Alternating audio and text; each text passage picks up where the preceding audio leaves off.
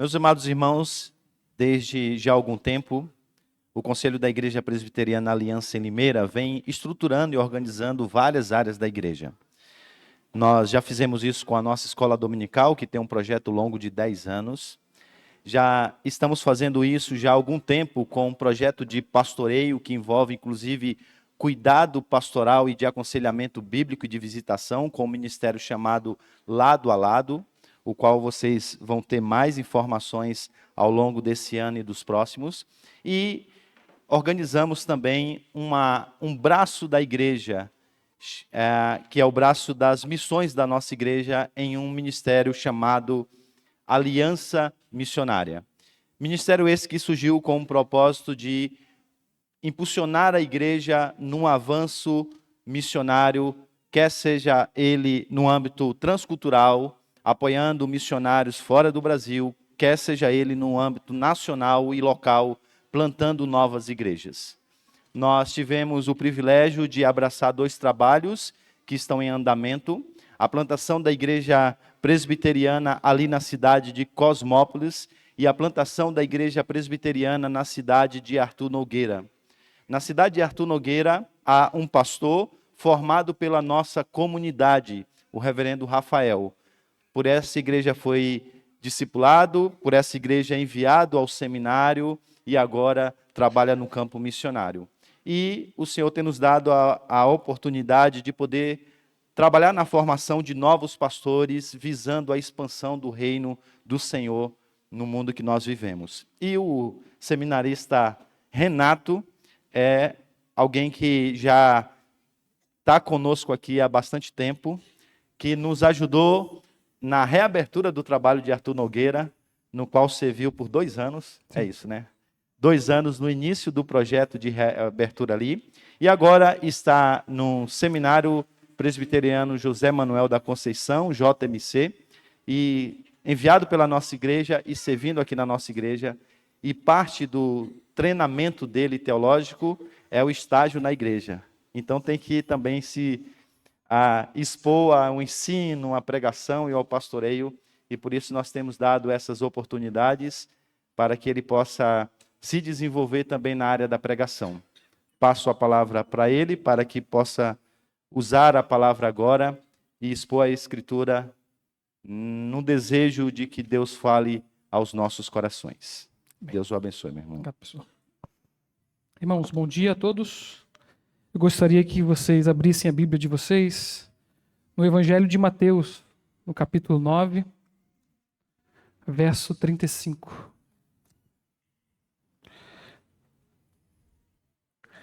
Evangelho de Mateus, capítulo 9, verso 35. Eu farei a leitura na versão NAA. Então, os irmãos acompanhem, por favor. Mateus, capítulo 9, verso 35 ao verso 38. O texto sagrado diz assim: E Jesus percorria todas as cidades e aldeias, ensinando nas sinagogas, pregando o evangelho do reino e curando todo tipo de doença e enfermidades. Ao ver as multidões, Jesus se compadeceu delas, porque estavam aflitas e exaustas como ovelhas que não têm pastor. Então, Jesus disse aos seus discípulos: A seara é grande, mas os trabalhadores são poucos. Por isso, peçam ao Senhor da seara que mande trabalhadores para a sua seara. Mais uma vez eu convido os irmãos a fecharem os olhos, para que a gente possa estar orando. Deus Santo, nós lemos a Tua palavra, ouvimos, e aqui estamos diante dela, Senhor. Sabemos que a voz que acalmou tempestades, que levantou mortos, hoje é ouvida aqui. Por isso, Senhor, desperta as nossas vidas para a Tua vontade. Desperta o nosso ser, a nossa família, toda a nossa vida, para que venhamos cumprir o Teu querer e ter prazer em fazer a Tua vontade, ó Deus. Muito obrigado porque temos a oportunidade de ver o Teu Filho Jesus nas Escrituras, vermos o seu amor, o seu cuidado, a sua compaixão, a sua entrega, e por meio dessas escrituras, amá-lo mais. Ó Deus, por isso nos dê olhos nessa manhã, ouvidos e um coração quebrantado para ouvirmos a tua voz. Essa é a nossa oração. Em nome de Jesus. Amém. Irmãos, na obra O Curso do Discipulado, o reverendo Jonas Madureira nos expõe a doutrina da imitação de Cristo. Nessa doutrina, ele ressalta o ato da imitação em contraposição ao método especulativo de Charles Sheldon, autor do livro Em Seus Passos, O que Faria Jesus. Esse livro, essa obra, essa narrativa, cria situações hipotéticas onde os leitores são convidados a especularem sobre como Jesus agiria em determinadas situações das suas vidas. No entanto, o pastor Jonas afirma categoricamente: o ato de seguir Jesus não é um ato especulativo, hipótese nenhuma, mas de imitação. Nós somos convidados a imitar a Jesus. Esse ato já nos foi revelado e se encontra nos evangelhos e nos escritos apostólicos. E em uma frase emblemática, ele resume seu ensino, dissertando sobre essa doutrina da imitação. Ele diz assim: é preciso tanto imitar a Jesus, como resistir à tentação de ser autêntico. Ou, ele diz, resumindo mais ainda, na vida cristã não há espaço para originalidade. Não há espaço para originalidade. Em nosso tempo, somos tentados o tempo todo a sermos originais. Ouvimos o tempo todo que se quisermos ser bem-sucedidos, devemos ter aquilo que ninguém tem. O discurso individualista e pós-moderno, que recusa padrões e clama por autenticidade, nos diz que devemos ser diferentes para sermos notados e amados. Mas há espaço para isso na vida cristã? Há espaço para originalidade? Há espaço para autenticidade? Há espaço para ser diferente? A resposta é não. Não há espaço para isso. A nossa porção bíblica, o texto que a gente acabou de ler, é um arranjo literário feito por Mateus. Por arranjo literário, desculpe aqui o termo, mas a gente chama isso na exegese ou na homilética, ou no estudo das escrituras, de um inclusio. É como se fosse um parêntese. Ele encerra uma porção das escrituras repetindo o que ele disse no começo. E o que Mateus está fazendo, ele está resumindo o ministério de Jesus. E ao mesmo tempo que ele está resumindo o ministério de Jesus, colocando para a gente de modo muito sintético, de modo muito curto, o ministério de Cristo, ele está marcando uma transição para uma nova porção das Escrituras, ou seja, para um novo discurso de Jesus. Nós vemos isso, por exemplo, no capítulo 4, no verso 23, você não precisa abrir, você pode acompanhar comigo, que lá no Evangelho de Mateus, ele cita a mesma frase, com uma pequena diferença. Ele diz assim: percorria Jesus toda a Galileia, ensinando nas sinagogas, pregando o evangelho do reino e curando toda sorte de doença e enfermidades do povo. É como se fosse uma espécie de refrão do evangelho. Ele começa um discurso, ele fala isso, ele resume, ele sintetiza, ele prossegue com o seu discurso, apresentando a obra de Cristo, ele termina novamente sintetizando. Nós vemos isso porque sabemos que no capítulo 5, capítulo 6, capítulo 7 se encontra o tão famoso Sermão do Monte. Ali nós vemos Jesus ensinando, pregando, encarnando o papel de rei e profeta, legislando, anunciando a vontade de Deus aos homens. E a partir do capítulo 8, capítulo 9, nós vemos uma série de curas e milagres de Jesus, demonstrando então o seu papel sacerdotal, como aquele que se compadece do povo, ou se compadece do sofrimento humano, que se coloca no lugar do homem miserável e toma sobre si toda a enfermidade da raça humana, toma sobre si a enfermidade da raça humana. Nós vemos isso no capítulo 8, verso 17, Porque aqui nos é descrito, ou é citado o livro do profeta Isaías no capítulo 53, diz assim, ó, para que se cumprisse o que foi dito por meio do profeta Isaías. Ele mesmo tomou as nossas enfermidades e carregou as nossas doenças. Acima de tudo, meus irmãos, Mateus quer apresentar Jesus como o Deus Emanuel, o Deus presente, o Deus conosco. No capítulo 8, no verso 23, nos é apresentado Jesus controlando as forças da natureza. No próprio capítulo 8, Jesus está controlando os poderes demoníacos. No capítulo 9, no verso 23, Jesus é demonstrado controlando ou tendo poder sobre a morte. Mateus, ele quer demonstrar que o reino de Deus já estava presente entre os homens. Que Jesus era esse próprio reino, era a encarnação desse próprio reino. Que ele era maior do que o templo judeu. Ele era maior do que o profeta Jonas. Ele era maior do que Salomão, como nós vimos aqui em séries passadas. Do capítulo 5 até o final do capítulo 9, Mateus está apresentando a vida, o ensino e a obra do nosso Senhor Jesus Cristo. A nossa porção, como eu disse, encerra toda essa apresentação das obras de Cristo. Do que foi, e assim ele repete o capítulo 4 e prepara os seus leitores para o seu próximo discurso, no capítulo 10. E o capítulo 10 é aquilo que os discípulos deveriam fazer como discípulos, ou aquilo que os discípulos deveriam imitar de Cristo. O capítulo 10, então, é essa apresentação de como os discípulos deveriam ser imitadores de Jesus. Assim, o título do meu sermão, dessa mensagem é: Sirva como Jesus. Ou se você quiser usar um sinônimo, imite Jesus. Sirva Jesus. Porque esse capítulo, essa pequena porção, esse pequeno inclusio, essa pequena síntese, é justamente para sintetizar a obra de Cristo, a pessoa de Cristo, aquilo que Cristo fez, e impulsionar os seus discípulos a fazerem igual, como será demonstrado no capítulo 10. Mas, em primeiro lugar, como nós podemos servir a Cristo? Ou servir como Jesus? Em primeiro lugar, meus irmãos, nós devemos servir a Cristo proclamando o reino de Deus, pregando o evangelho do reino.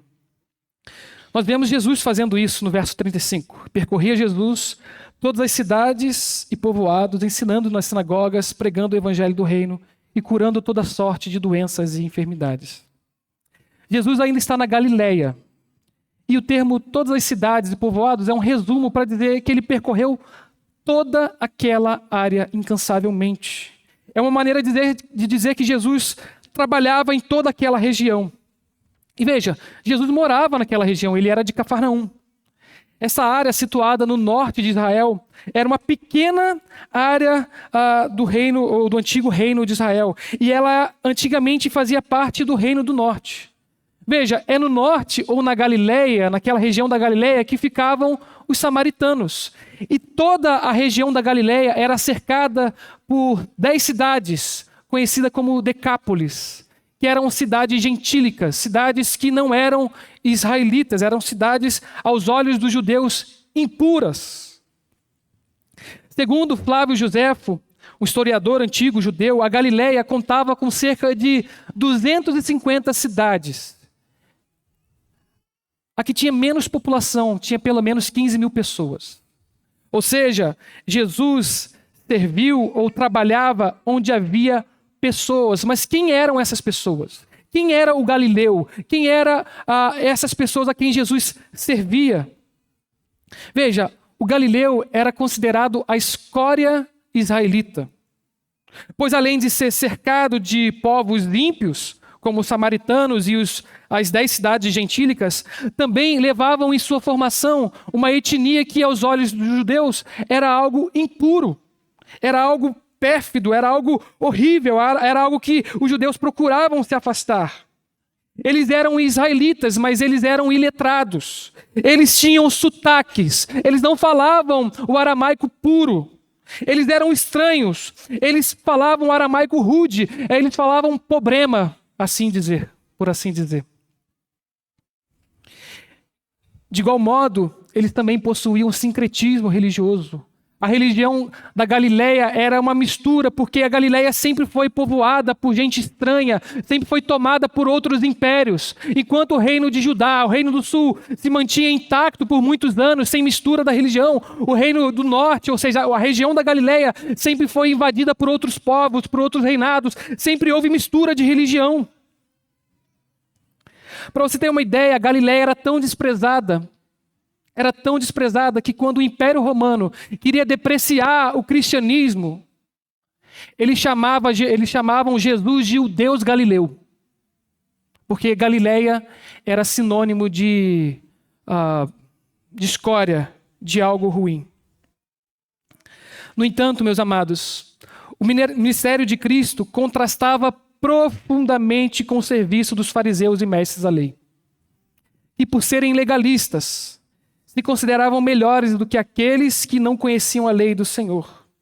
E a gente vê isso claramente, por exemplo, no capítulo 9, que é essa porção das Escrituras que eu me referi anteriormente, quando nós vemos os fariseus falando com Jesus.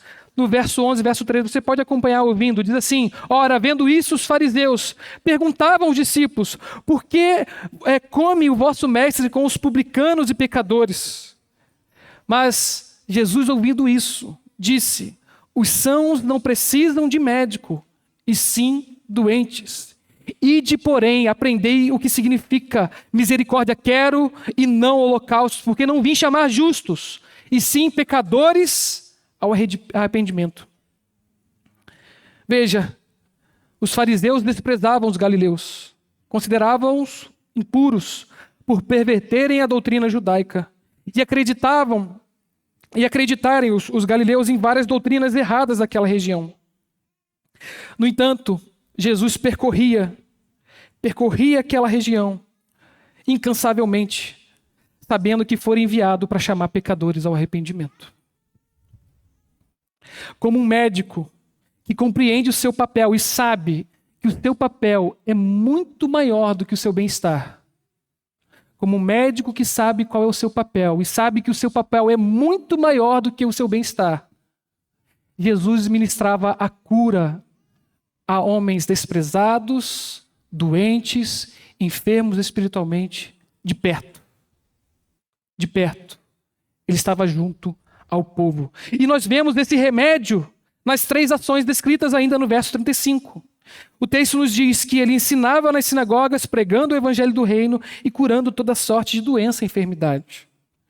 Veja, com essas 3 ações, ensino, pregação e cura, Jesus está anunciando a chegada e, ao mesmo tempo, estabelecendo o reino de Deus entre os homens. Mas o que isso quer dizer? Quer dizer que o reino prometido desde a antiguidade, no Antigo Testamento, o reino que nós ouvimos aqui por meio do profeta Zacarias, onde Deus reinaria como verdadeiro Senhor do seu povo, livrando-os das forças malignas, do pecado e trazendo paz e salvação, havia chegado. Jesus havia chegado trazendo, pregando, proclamando o evangelho do reino, libertação aos homens. Quanto ao ensino e pregação, vale dizer que toda pregação pressupõe ensino e nem todo ensino pressupõe pregação, mas toda pregação pressupõe ensino. Mas, embora elas sejam muito parecidas, nós podemos fazer algum tipo de distinção aqui. Nós vemos que Jesus proclamava o reino de Deus. E proclamar e pregar é o papel de profeta de Jesus. Nós vemos aqui Jesus encarnando o tríplice ofício. Ele profetizando, pregando, anunciando o evangelho. Ele explicando, ensinando como um rei e curando como um sacerdote. Mas falando ainda sobre a pregação, ele anunciava na condição de profeta. Veja, com certeza e clareza a vontade de Deus. Se a serpente colocou e ainda coloca dúvida no coração do homem quanto à vontade de Deus, Jesus é aquele que encerra essas dúvidas.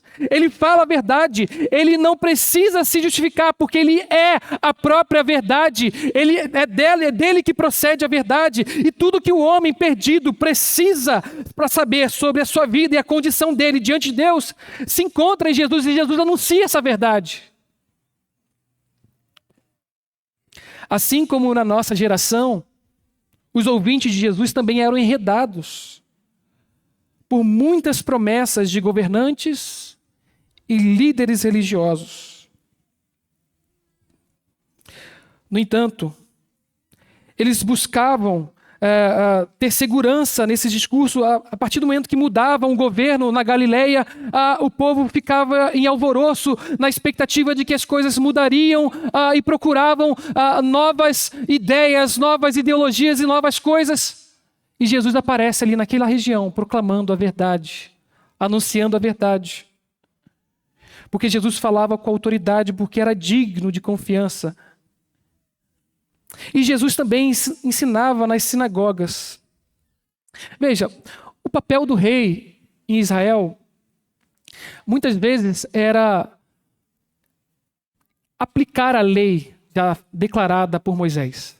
Se a gente for ver Salomão, o que ele faz em Provérbios é justamente pegar a lei e agora mastigar ela bonitinho, aplicável, e agora colocar diante do povo, para que o povo agora aprenda com situações aplicáveis, situações do dia a dia, ordinárias. E Jesus, como um rei, ele não apenas afirmava coisas, ele também ensinava coisas, que são coisas distintas. Como um rei, Jesus, ele mostrava a aplicabilidade daquilo que ele anunciava.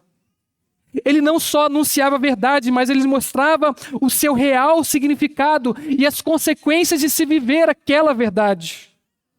Veja, muito diferente dos líderes modernos que a gente vê aí na mídia, a gente vê na política, a gente vê nessas falsas religiões. Jesus não se valia de jargões, não se valia de verborragias. Jesus, ele explicava, levando em conta a realidade humana. Jesus falava com clareza, a ponto de deixar as pessoas perplexas.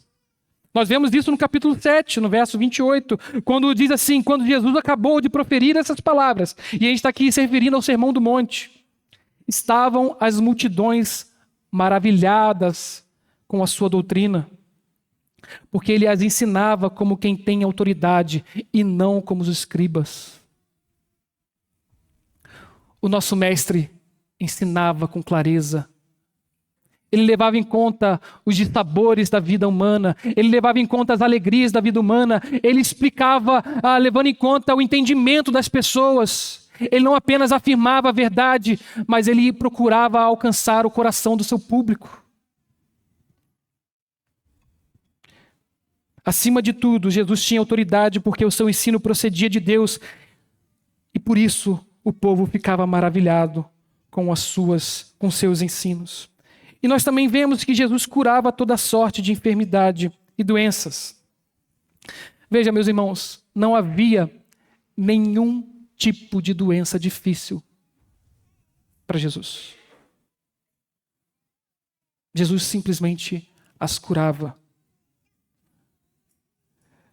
E todo esse poder de cura acontecia para confirmar pelo menos 3 coisas: o caráter divino do seu ensino, a sua messianidade, ou seja, como nós lemos, ele é aquele que toma sobre si as enfermidades do povo.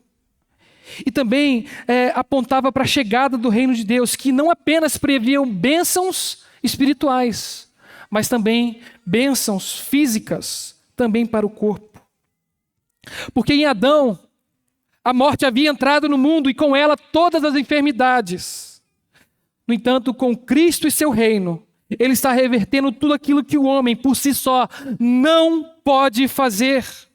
As curas de Jesus apontam para algo muito maior do que o bem-estar humano. Elas demonstram que somente o ungido de Deus, Jesus Cristo, pode reverter aquilo que o pecado causou, a morte. Mas vejam, o que esse pequeno verso quer nos ensinar?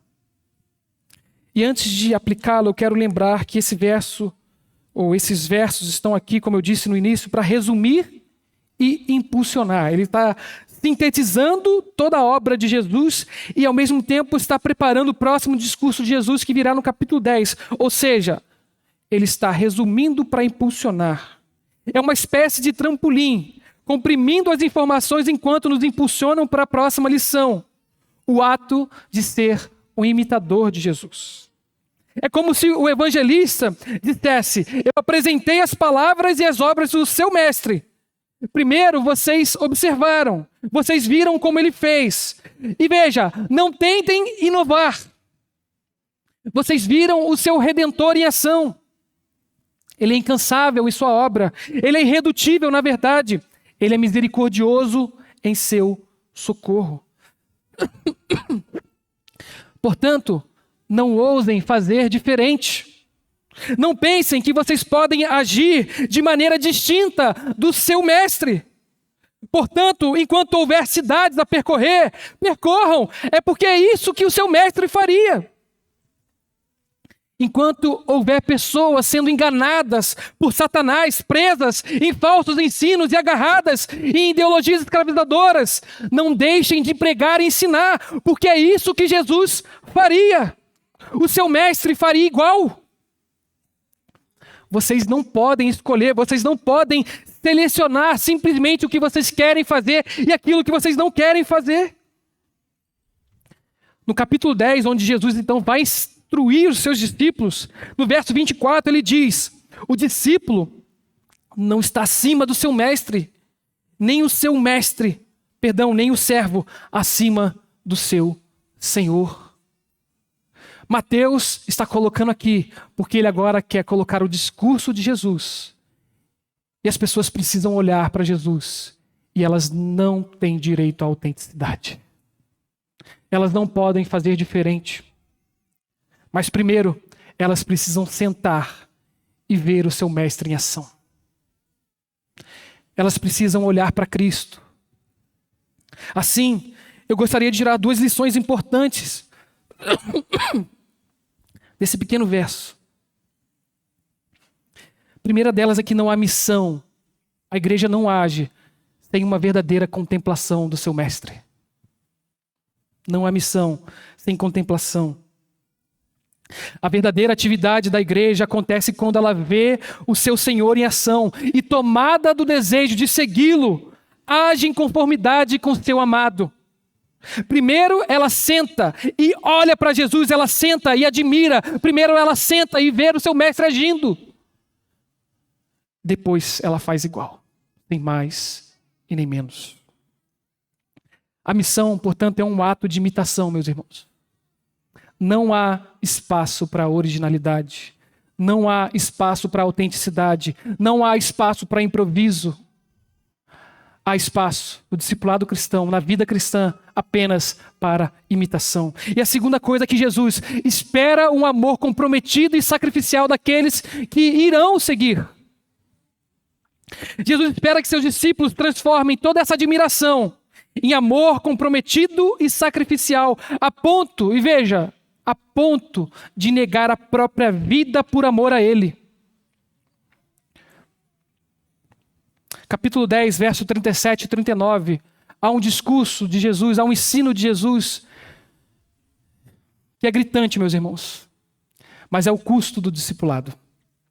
Diz assim: quem ama seu pai ou sua mãe mais do que a mim, não é digno de mim. Quem ama seu filho ou sua filha mais do que a mim, não é digno de mim. Quem não toma a sua cruz e vem após mim, não é digno de mim. No entanto, quem acha a sua vida, perdê-la-á. Quem, todavia, perder a vida por minha causa, achá-la. Achá-la. Esse é o chamado cristão. Esse é o chamado a ser discípulo de Jesus. É dessa forma que seguimos a Jesus, proclamando o reino de Deus. E em segundo lugar, nós vemos isso no verso 36, onde o texto nos diz que Jesus se compadece dos perdidos. Ou seja, nós devemos servir como Jesus, se compadecendo dos perdidos. Vendo ele as multidões, compadeceu-se delas, porque estavam aflitas e exaustas, como ovelhas que não têm pastor. Veja, um dos grandes males do nosso tempo é a indiferença.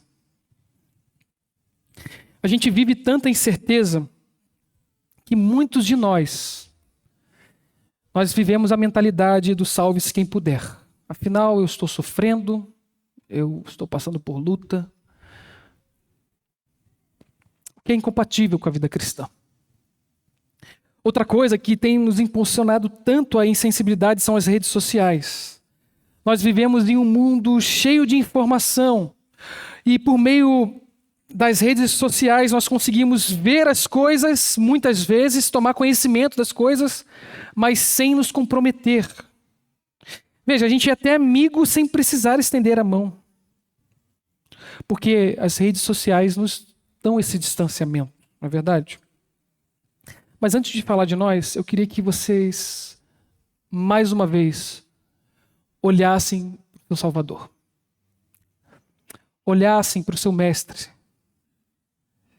E esse versículo, esse pequeno versículo, nos diz 3 coisas. Nos diz que Jesus nos vê, se compadece deles e nos fala do motivo dessa compaixão. No capítulo 4... que é quase uma repetição, na verdade o capítulo 9, que é uma repetição do capítulo 4, nós vemos as multidões indo até Jesus. No entanto, aqui o foco muda das multidões para Jesus, ou seja, Jesus que vai até as multidões. Lembre-se, Jesus quer ensinar os seus discípulos. Por isso, aqueles que olhavam para Jesus agora deveriam olhar para aqueles que são como ovelhas sem pastor. Vale dizer, meus irmãos, que nesse momento Jesus não está do alto de um monte, olhando para um grupo, um punhado de pessoas. Ou ele não está com uma lista de nomes, impessoal, fria. Jesus não está com dados do IBGE na sua mão para se compadecer, não. Ele está percorrendo as cidades, ele está no meio do povo, ele percorria as cidades, servindo em vez de ser servido. E por isso ele podia ver a multidão. E o texto nos diz que porque Jesus vê essa multidão, ele se compadece dela. Ele se compadece daquela multidão cansada, sem propósito. E nessa pequena descrição de sentimentos, vemos um grande acontecimento. E o que acontece aqui deveria enternecer o nosso coração e nos fazer amar mais o nosso Salvador. Temos um homem se compadecendo, sim, mas o que isso tem de mais? A questão é que esse homem é o Deus encarnado, aquele que não precisa de nada e tem tudo em suas mãos. Ele está se movendo em direção a pecadores que nunca poderão retribuir nada que ele possa fazer. Movido puramente por amor. E por sinal, é isso que é compaixão. É amor em ação. O termo usado para descrever os sentimentos de Jesus é algo como revirar o estômago. Se a gente fosse trazer para os nossos dias, é como se o coração de Jesus saísse pela boca. É um termo bem forte para referir o sentimento do nosso Salvador diante da miséria humana. Nosso Senhor vê a condição do povo e se compadece. Outra característica desse verbo em Mateus é que toda vez que ele é associado a Jesus e há alguma miséria diante de Jesus, Jesus sempre é movido a resolver o problema. Ele não apenas olha a situação, dá um belo discurso, fala alguma coisa bonita, mas ele age para sanar essa situação. É sempre amor em ação. O nosso texto, em específico, no verso 36, tem uma necessidade específica que gera esse sentimento de Jesus. No entanto, meus irmãos, eu queria que vocês acompanhassem comigo algumas descrições do nosso Salvador. Em Mateus 20 e 34, Jesus sente compaixão das enfermidades dos homens. O texto diz, condoído, ou seja, tendo esse sentimento, Jesus tocou-lhe os olhos e imediatamente recuperaram as vistas e foram seguindo. Em Lucas 7,13, Jesus se compadece de uma viúva que, além de estar só, sem marido, era viúva, ela acabou de perder o seu filho. Vendo-a, o Senhor se compadeceu dela e lhe disse, não chores. Em Mateus 15,32, foi a fome da multidão que revirou as entranhas de Jesus. E chamando Jesus, os seus discípulos, disse, tenho compaixão dessa gente, porque há 3 dias que permanece comigo e não tem o que comer. Eu não quero despedi-la em jejum, para que não desfaleça pelo caminho. Em Marcos 1,41, foi a solidão de um leproso e a sua doença que reviraram os sentimentos do seu mestre.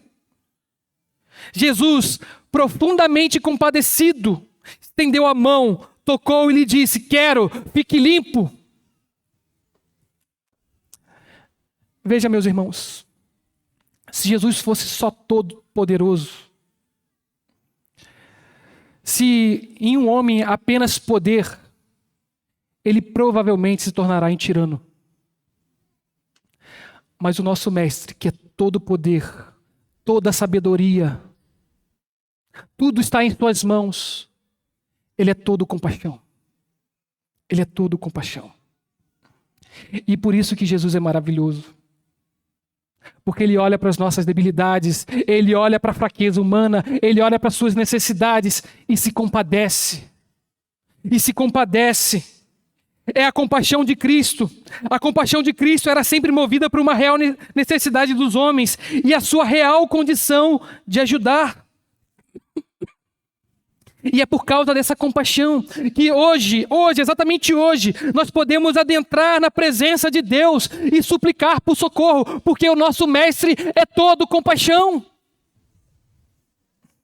Porque em Cristo temos um sumo sacerdote verdadeiramente compassivo, que não racionaliza as nossas necessidades. Jesus não olha para as nossas necessidades, meus irmãos, seja elas quais forem, e racionaliza a nossa necessidade. Ele simplesmente, primeiramente, se compadece. Porque não temos sumo sacerdote que não possa se compadecer das nossas fraquezas.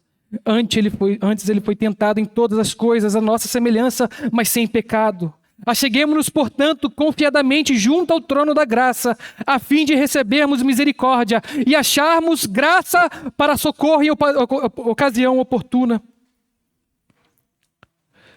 Como eu disse, o nosso verso em específico, nós sabemos a causa da compaixão de Jesus. E no contexto do envio dos discípulos, essa compaixão não tem a ver com enfermidades ou problemas de causas ordinárias. O texto nos diz que aquela multidão estavam aflitas e exaustas, como ovelhas que não têm pastor. Estavam aflitas e exaustas, como ovelhas que não têm pastor. E veja, embora Jesus visse a condição externa da multidão, e eu já descrevi aqui algumas, porque lembre-se, mais uma vez, esse texto sintetiza tudo o que Jesus fez anteriormente. Jesus curou enfermidades, Jesus ressuscitou mortos, Jesus sanou a fome da multidão. E embora Jesus conhecesse todas essas debilidades, Jesus agora olha para o coração daquela multidão. E o termo para descrever a situação da multidão é algo muito forte. Muito forte. Aflito remete à ideia de esfolado, de desgastado. Pense numa ovelha que foi arrancada toda a sua lã. O termo aflito remete a isso. E o termo exausto é justamente o fato de, depois ter arrancado toda a lã daquela ovelha, o dono da ovelha joga ela ao chão como se ela não tivesse nenhuma, não prestasse para nada. É como se Jesus olhasse para a multidão e visse ovelhas sem a sua lã jogada ao chão, sem utilidade para nada. E Jesus olha para aquela multidão e vê a condição espiritual daquelas pessoas, porque elas estavam sem o verdadeiro pastor, entregues à própria sorte. Porque aqueles que foram designados para cuidar delas apenas se preocupavam consigo mesmo. Nós lemos já um desenvolvimento da ideia de povo como ovelhas, que se encontra em Zacarias. No entanto, a primeira vez que isso foi usado foi em Números 27, quando Deus chama Moisés e fala: coloque agora Josué no seu lugar, para que o povo não fique sem liderança, para que o povo não seja como ovelha sem pastor. Mas o que está acontecendo aqui? Os mestres da lei não se preocupavam verdadeiramente com o povo. Preocupavam-se apenas com as externalidades da lei e a aparência da religião. Esses ordenamentos não tinham poder para trazer paz, àquela paz que uma alma cansada tanto procurava. A multidão estava cansada e esfolada porque os governantes não podiam saciar sua fome com a ideologia vigente da época. E os líderes religiosos, com seu legalismo, não podiam apaziguar o temor de um coração vazio e sem Deus. E a multidão se encontrava aflita, pesada, cansada, desesperada. E Jesus olha para aquela multidão e os vê em seu coração. Jesus se compadece porque sabe a real condição dessa multidão.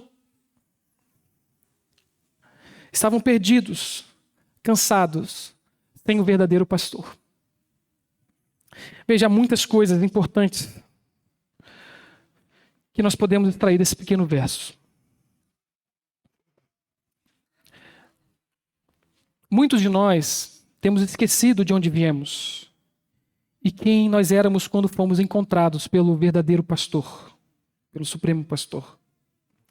Nós já perdemos a sensibilidade e a compaixão necessária para lidar com os perdidos. E veja, as ideologias políticas e sistemas econômicos têm sido pedra de tropeço para muitos crentes. Muitos crentes.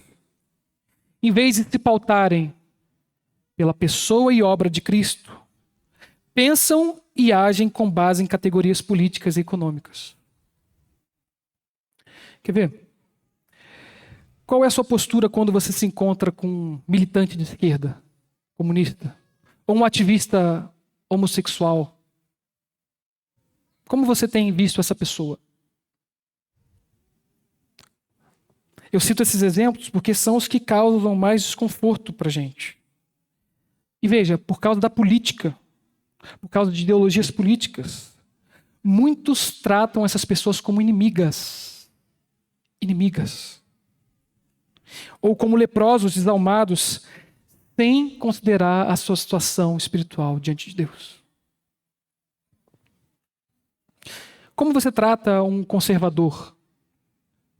É um irmão que só precisa de Jesus?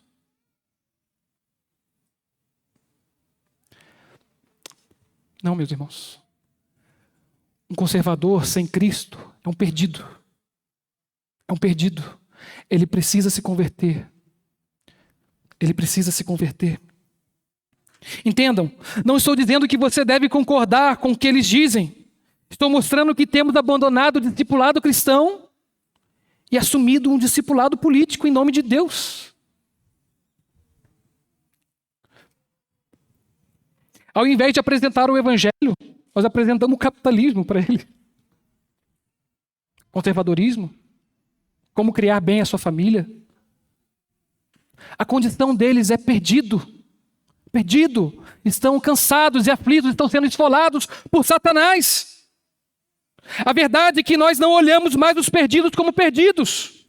Esquecemos da real condição que eles se encontram, estão como ovelhas sem pastor. E o problema deles é que eles estão longe de Deus. Não é que eles estão pensando economicamente errado. Não é que eles estão educando o filho de forma errada. É que eles estão longe de Deus. Eles estão perdidos. Eles estão perdidos, sendo esfolados por Satanás. E esse mundo vil. E nós apenas olhamos para eles como inimigos a serem vencidos. Nós não nos compadecemos, porque temos assumido uma outra agenda que não é a do nosso Senhor. Não é a do nosso Senhor. Veja, capítulo 5, se não me engano, verso 35. O mestre disse que nós devemos orar pelos nossos inimigos, porque assim nós seremos filhos do mesmo Pai, que abençoa até mesmo, dá sol, chuva, até mesmo para os seus inimigos. E nós vedamos o evangelho para aqueles que não falam as mesmas coisas que a gente. No entanto, Jesus se compadece deles. E veja, aqui a multidão não são crentes. A multidão é a multidão. São aqueles mesmos que estavam atrás de Jesus só por causa de comida. Jesus se compadece deles.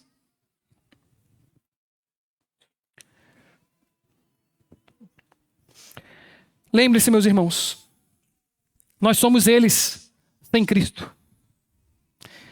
E estamos aqui porque alguém teve compaixão de nós. Alguém suportou a nossa ignorância. Alguém nos tratou como pessoas e não como inimigos. Não como inimigos. Estamos aqui porque o Senhor se compadeceu de nós. Agora, eu quero me dirigir a você que se encontra na multidão e que é uma ovelha sem pastor. Daqui a alguns meses, nós teremos eleições municipais. E daqui a algum tempo, que eu não me recordo agora qual tempo, nós teremos eleições americanas e por aí vai. E as paixões políticas novamente serão afloradas. Veja, participe, seja um bom cidadão. Não estou dizendo que você deve se ocultar da política. Mas eu gostaria de lembrar algumas coisinhas aqui. Os homens são falhos, são finitos e são mentirosos. Os homens são falhos, finitos e mentirosos. E veja, o mundo não está desse jeito por falta de bons políticos. Ou por falta de um bom programa de governo. Ele está desse jeito porque busca encontrar em si próprio aquilo que somente o bom pastor pode dar. Porque esses políticos e líderes humanos não podem dar aquilo que prometem. Ao depositarem a confiança da sua vida neles, muitos de vocês serão esfolados e exaustos, se já não se encontram dessa forma, sem esperanças e cansados.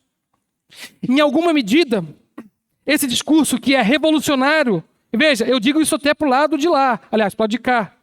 E aí quem tem olho, veja o que eu estou fazendo. O seu coração, que é incrédulo e acha que na força do seu braço você pode mudar o mundo, você abraça essas coisas.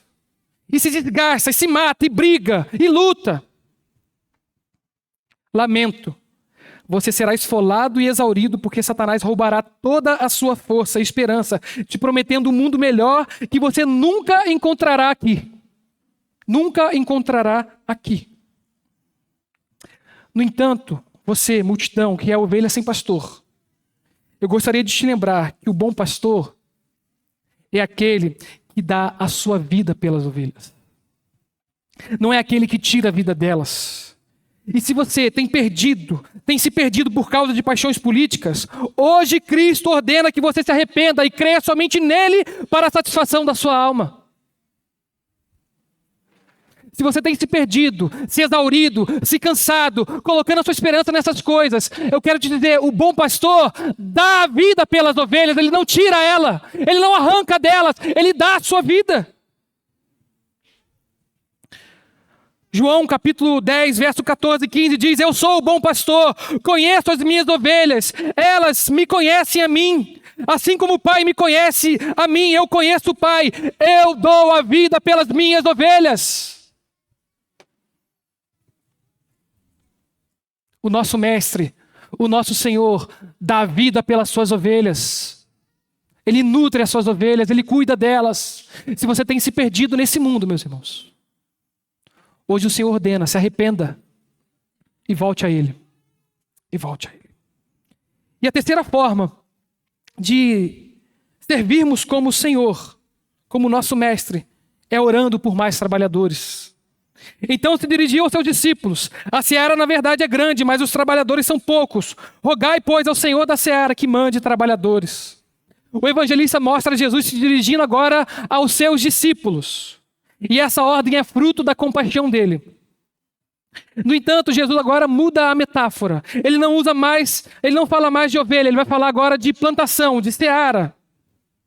No Antigo Testamento, uma colheita sempre é associada a juízo. No entanto, aqui é diferente. Ao vincular a colheita à compaixão de Jesus, o evangelista está dando uma conotação positiva a esse termo. E veja, até aqui, Jesus era o único trabalhador daquela seara. No capítulo 4, verso 19, ele já havia dito aos seus discípulos que eles seriam pescadores de homens. E a temática da colheita vai retornar no capítulo 13. Aqui, no entanto, o mestre está preparando os seus discípulos e o enviará no capítulo 10. Você pode ver que o versículo 1 no capítulo 10 já é a descrição de todos os apóstolos. E aqui, meus irmãos, vale dizer uma coisa muito importante, que a ênfase aqui não é a colheita final. Jesus não está se referindo àquele último dia onde o Senhor enviará os seus anjos e recolherá a sua igreja. Não, ele não está falando sobre isso. Ele está falando sobre o tamanho da demanda. O trabalho é enorme. E isso se dá por dois motivos. O primeiro deles é que a seara é grande. E como eu disse, o Senhor Jesus não está falando de conversões. Ele não está falando de resultado. Ele está falando de uma multidão sem conhecer o Evangelho. Isso precisa ficar claro, porque a ordem do mestre não é converter pessoas. O Senhor não chama ninguém para que converta outras pessoas. Mas a ordem do mestre é ir e proclamar o evangelho do reino a todos os homens. A todos os homens. E por isso a seara é enorme. E o segundo motivo é a falta de trabalhadores. A partir do capítulo 10, como eu disse, Jesus enviará seus apóstolos. E a princípio ele só conta com 12 homens. E diante do tamanho da colheita e da falta de trabalhadores, antes de enviá-los, ele conclama os seus discípulos a trabalhar mais. Ele conclama os seus discípulos a sentarem e fazer estratégias mirabolantes. Não. Ele conclama os seus discípulos a levantar dados ou saber qual é o público-alvo que será alcançado. O reverendo Emister Maia tem uma citação muito interessante. Ele fala que por causa da depravação total, nós não precisamos ficar com uma lanterna procurando a quem precisamos evangelizar. Você não precisa orar para saber quem você precisa evangelizar. Porque todos carecem do evangelho. No entanto, meus irmãos, diante de uma demanda tão gigante, a ordem de Jesus é: orem. Orem. Rogai, pois, ao Senhor da seara que mande trabalhadores para a sua seara. Diante dessa tarefa tão grande, o natural seria que Jesus nos mandasse trabalhar mais. Trabalhem, o negócio é grande, vocês precisam se esforçar. Não. Mas não é isso que acontece. Ele nos incita a oração urgente. Por quê? John Piper, no livro que o reverendo citou na liturgia, tem uma frase que define muito bem o papel da oração nas missões. Ele diz: aquele que recebe a oração e súplica, recebe a glória. Aquele que recebe a oração e súplica, recebe a glória. Não é à toa que a oração deve ser dirigida ao Senhor da seara, pois fazendo isso, nós o glorificamos. Senão, nós acharíamos que foi o nosso esforço que fez isso. Por isso que nós devemos orar, rogar ao Senhor. A oração, portanto, é uma declaração explícita da nossa incapacidade de fazer aquilo que Jesus nos mandou fazer. E por isso ele diz: orem, roguem, gritem, clamem. Esse é o termo, roguem, clamem com muita força. Se nós oramos, nós confessamos que nós não podemos. E veja, embora a seara seja grande, fica claro na fala de Jesus que o problema são os ceifeiros. O problema são os ceifeiros. Em João 4,35, o nosso Senhor diz que os campos já estão brancos, a seara já está pronta para a ceifa. O que falta é trabalhador. E o envio dele é uma ação poderosa do nosso Deus. Somente o Senhor pode levantar homens e mulheres para esse trabalho. E veja, isso vai ficar muito claro e é até mesmo surpreendente, porque nós sabemos, nós estudando o texto, que Jesus usa um termo aqui para se referir à ordem de Deus, o mesmo termo que é usado para expulsão de demônios. Quando a gente lê rogue ao Senhor da seara que mande trabalhadores, o verbo mandar é expulsar. É o mesmo verbo usado por Jesus ou pelos evangelistas para se referir ao ato de Jesus expulsar demônios.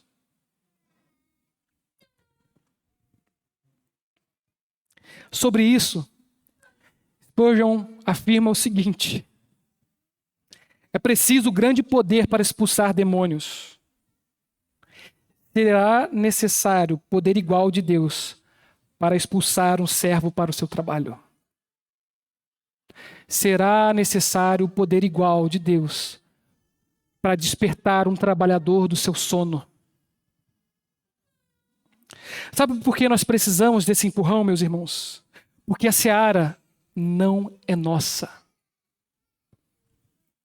É do Senhor. E porque não é nossa, nós não recebemos a glória. E não colhemos os benefícios, e por isso nós somos letárgicos para essa obra.